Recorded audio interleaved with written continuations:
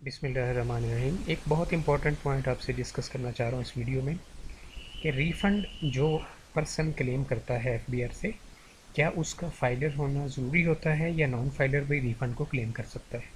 ये काफ़ी ज़्यादा क्वेश्चन मुझे आता है, मेरे मोबाइल पे लोग व्हाट्सएप पे मैसेज करते रहते हैं। तो देखें, ये इसमें जो रूल है वो मैं आपके साथ शेयर कर देता हूँ। यहाँ पे क्वाइट क्लियरली इन्होंने लिखा हुआ है कि from tax year 2009 onwards, wherever refund of tax is claimed in a non company case, यानी कंपनी के अलावा दीगर जितने भी लोग रिफंड ऑफ टैक्स क्लेम करते हैं, यानी एसोसिएशन ऑफ पर्सन है या आप इंडिविजुअल हैं, ठीक है, और आप रिफंड क्लेम करना चाह रहे हैं, तो आपके ऊपर income tax return shall be filed electronically.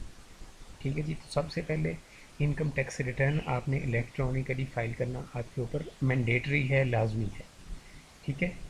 And in all cases whether relating to company और अ नॉन कंपनी, यानी चाहे आप कंपनी हैं या आप एक कंपनी नहीं हैं, दोनों सूरतों के अंदर, ठीक है, आपके ऊपर electronic filing of refund application जो है वो लाजमी है, ठीक है।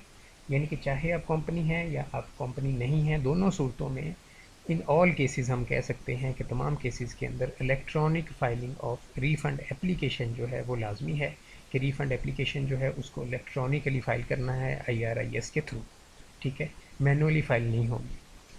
तो ये इसके लिए आपने समझ लिया होगा कि इसमें दो चीज़ें एक्सप्लेन की गई हैं।